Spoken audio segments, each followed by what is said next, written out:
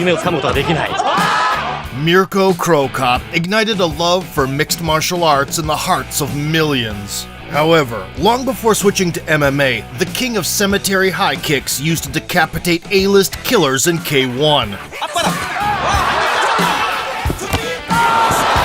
And went down in history as the last champion of the great promotion.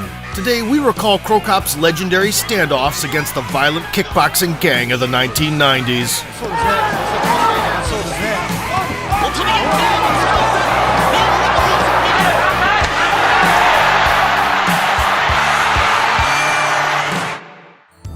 Mirko Filipovic was born in 1974 and did his first Van Damme-inspired split as a teenager after watching the famous movie Bloodsport. He trained extensively in his dad's garage from an early age, practicing the very strike that would make him famous years later. The speed bag was no good for punching, so Mirko would throw naked kicks. Actively competing in boxing while serving in the military, the Croat stayed in the amateurs until demobilization.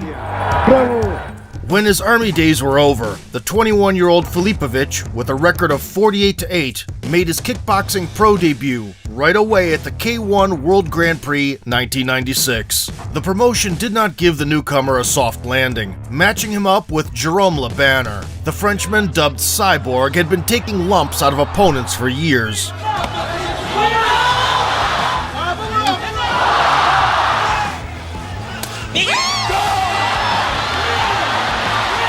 The chiseled assassin was considered so dangerous that the organizers were simply forced to call a cop. The wiry Mirko launched the operation by bombarding the torso and switched to the head without delay. Le Banner gathered his wits and kept on grinding, sneaking in shots in the clinch. Nevertheless, Filipovic continued hunting for the skull,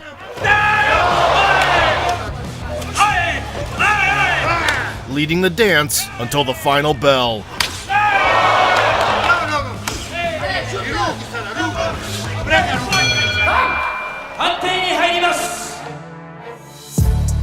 Piercing Cyborg's armor with a cross and taking the decision, the Croat advanced to the quarterfinals.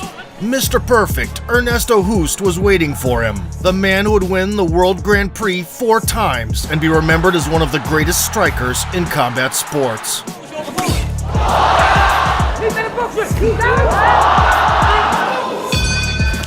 Mirko set things in motion with kicks to all levels and meaningful punches. But the colossal gap in experience manifested itself in close quarters.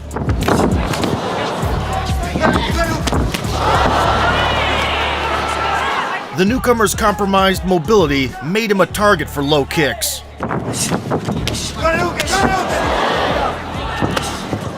And when the sound of slamming shins became unbearable, a sensational triumph was no longer viable. Mirko was not ready for the extreme level of opposition and took a break from K1. During this time, he captured several European titles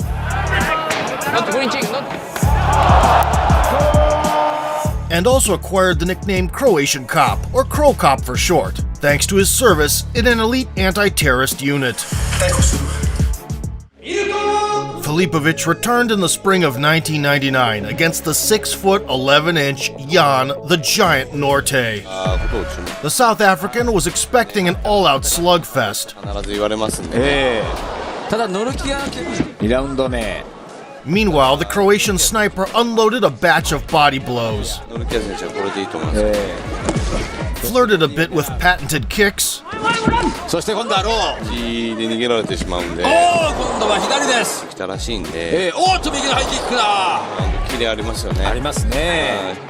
and cracked the giant's jaw.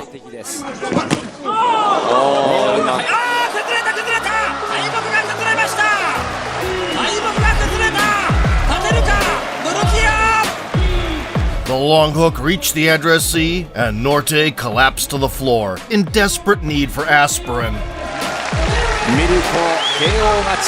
Mirko's next rival was more modest in size, crumbling in less than 2 minutes as a consequence.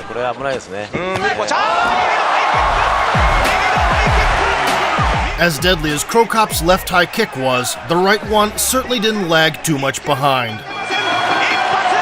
Acquiring more experience, Filipovic crashed the K1 World Grand Prix party again in 1999. In order to get to the final stage, he had to stop Mike Bernardo. Some called him the White Rhino as he was a laid-back kind of guy outside of the ropes, but would turn into a bomb swinger with violent attitude once the bell rang.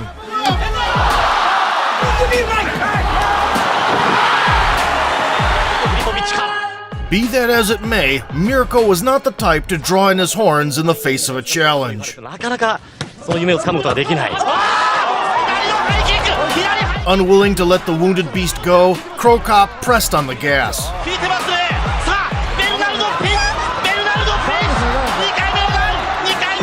and finished off Bernardo.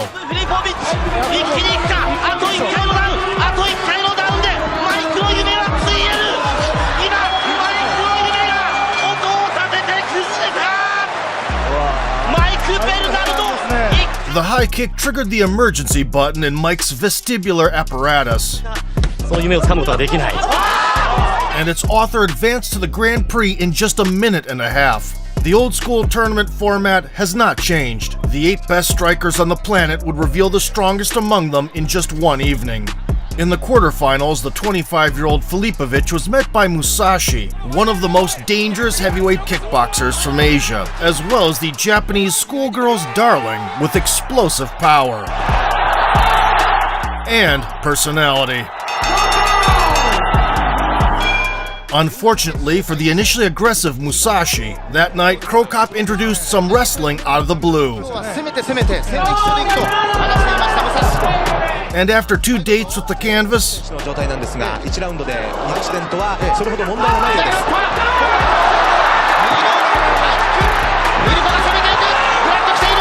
the adversary heard a white noise.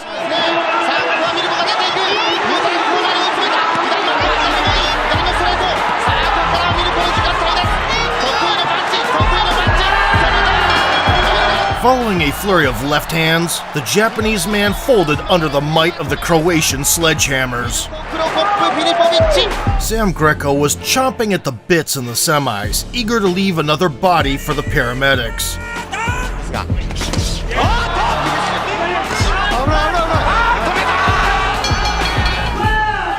Filipovic let his hands do the job at the outset.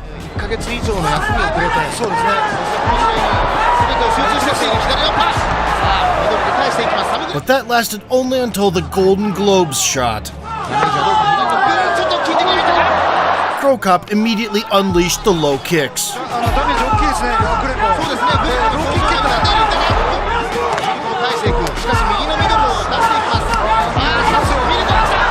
And when the Aussie damaged his own leg, the end was nigh for him.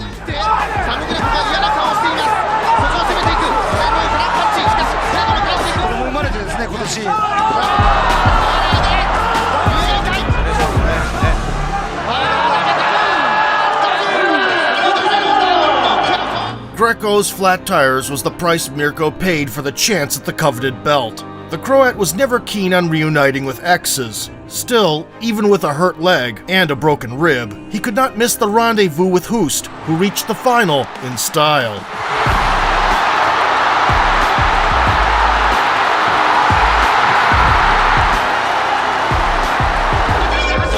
Ignoring the injuries, Filipovic was throwing heat from the word go.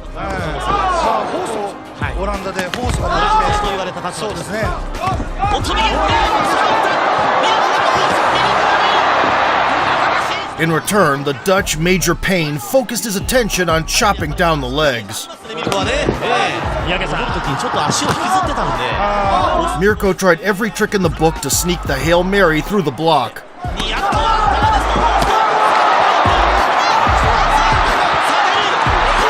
However, by the third round, the low kicks took effect. The Croat slowed down and body shots started landing.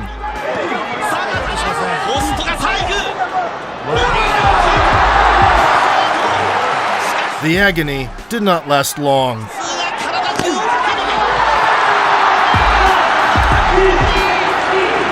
The painful title campaign was put to a close with consecutive blows to the ribs.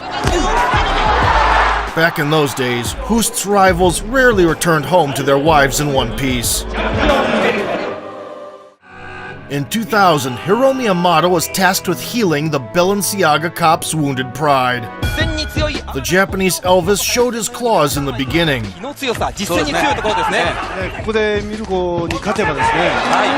Then ate a pack of high-calorie offerings and took a moment to digest. Soon the Croat repeated the order. Amada's samurai spirit miraculously kept him upright.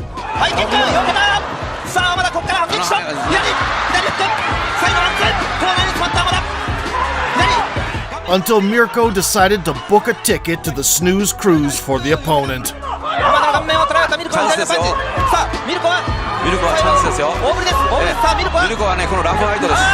Hiromi's toughness was spent by the end of the fourth stretch. Imagine Cro Cop's surprise when he found himself in a rematch with the suddenly bald Amada at a local Grand Prix. Filipovic was superior to the samurai again, putting on a kicking masterclass.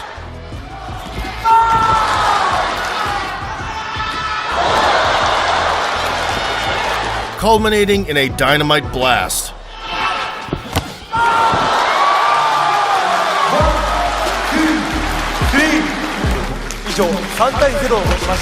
On the same night, Mirko squared off against young Glaube Feitosa, a question mark kick virtuoso.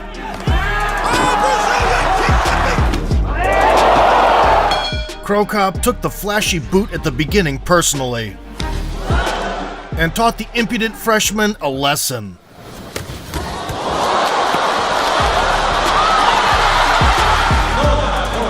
From that moment on, the Brazilian karateka's consciousness was hanging by a thread.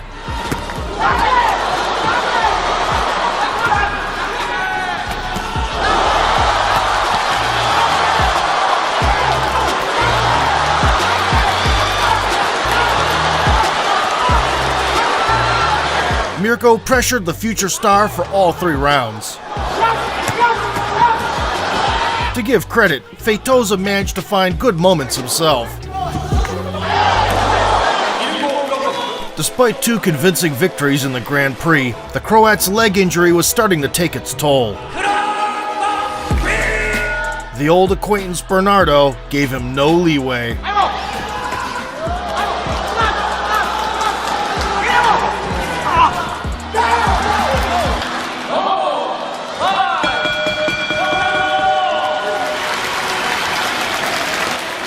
That same year, 2000, Filipovic and Andy Hoog delivered a battle for the ages. The blue-eyed samurai was the 1996 World Grand Prix champion, had the most impressive highlight reel in the history of the sport,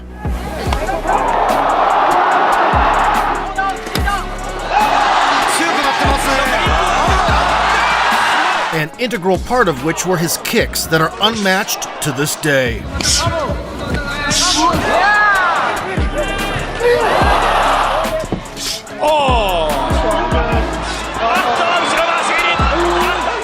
Fighting youth with experience, Andy pushed the cop back with wheel kicks and took aim at the legs.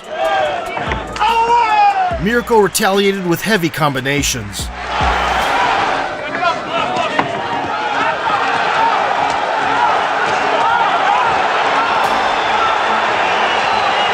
Then they tested each other in exchanges.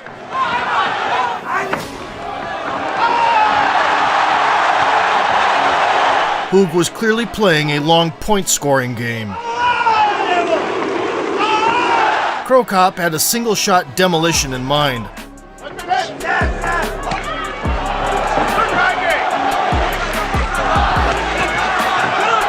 Halfway through the contest, Andy shifted the focus to the midsection. and came out on the winning end of an axe kick trade.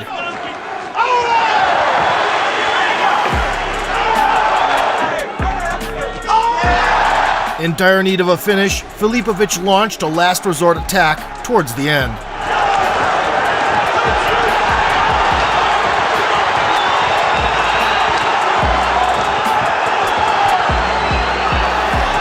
Hug endured the storm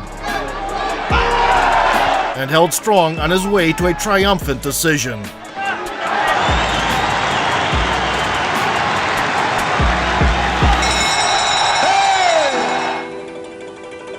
A medieval forge was cooler than the ring that night, but it was in such wars that the legends of K1 were tempered.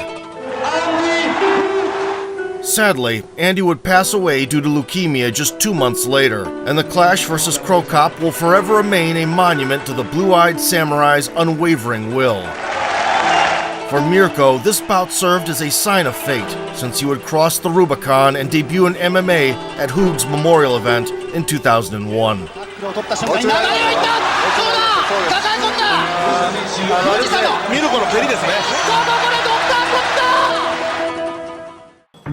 Within the same time frame, Peter Aerts squared off against Filipovic. The Dutch lumberjack was a rare breed of fighter with knockout power in all his limbs.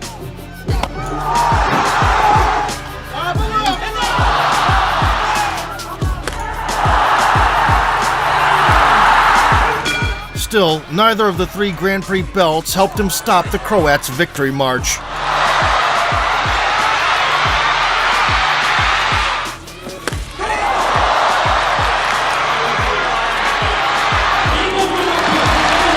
In 2002, Mirko shot down yet another kamikaze.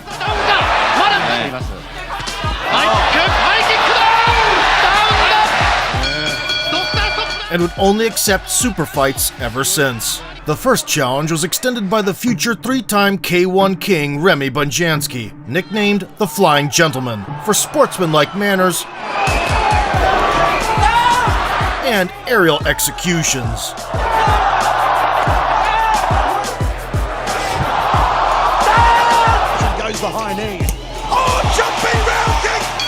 Following hefty flurries at the start, Remy's stellar striking fundamentals showed signs of degradation.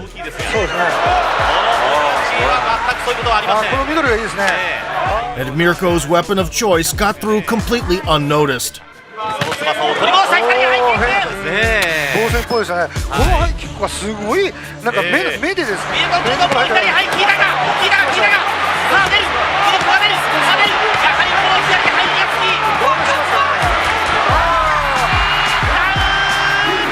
It only went downhill from there.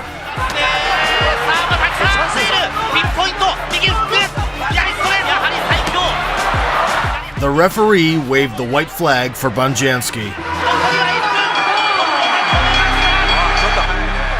A shin to the cranium reset Remy to autopilot, making him into the shiniest gem on Cro Cop's kickboxing collection. Not far behind on that list of trophies is Mark Hunt. Red hot after winning the last year's Grand Prix, the Super Samoan snatched a number of souls with his signature walk-off KOs.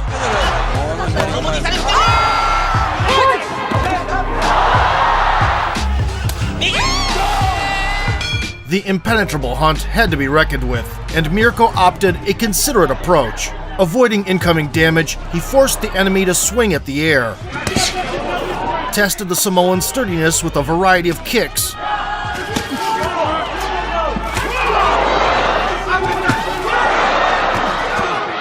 And didn't shy away from teeing off in close quarters.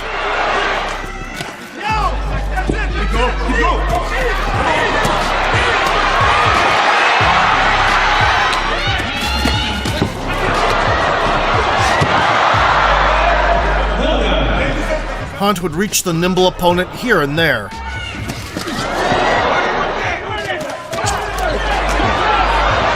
Still, Filipovic dominated even in sports where most would get crushed.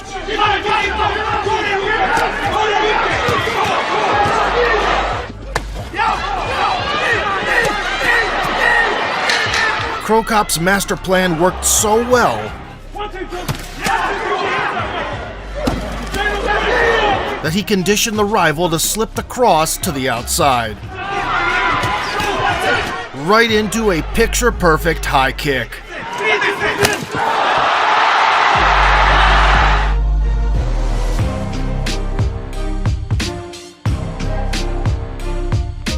Hearing the funeral march, Hunt miraculously rose from the depths of the underworld.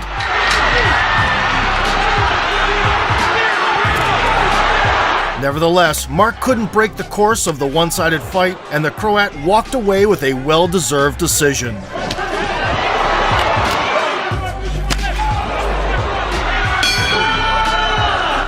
By flooring the reigning K1 overlord once and completely outperforming him technically, Mirko cemented his status as the promotion's biggest star.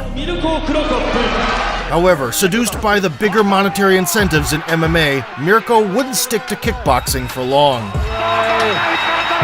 Cro Cop's farewell took place in 2003 against Bob Sapp, who, judging by his looks, would test negative for blood in his juice circulatory system. Back then, the Beast at Psycho Peak was nothing resembling the funny guest performer he'd become later. And had recently dispatched Hoost himself on 2 occasions.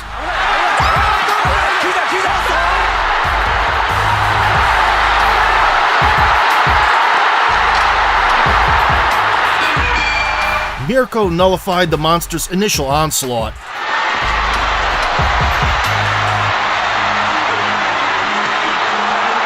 Tickled the gallbladder, and fired a deadly combo.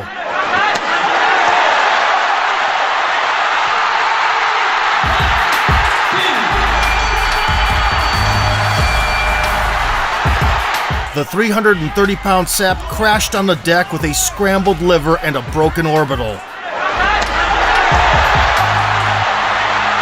Filipovic would walk away from kickboxing for 9 years and transform into the Croatian MMA sensation we know today.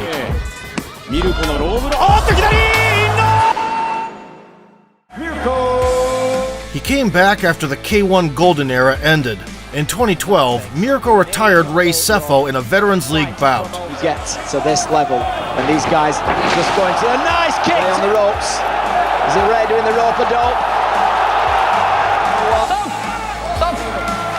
The tough ones to call. Filipovic would then go on to win a Grand Prix assembled for him specifically, the first one ever to be held outside of Japan.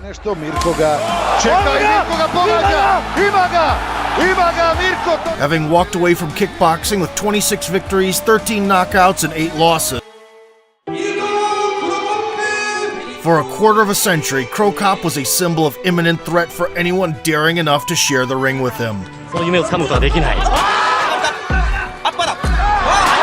His impeccable high kick elevated its author to the pantheon of 9 K1 champions. In the process, Mirko brought a legion of passionate fans to our beloved fighting universe, and for that, we thank him dearly.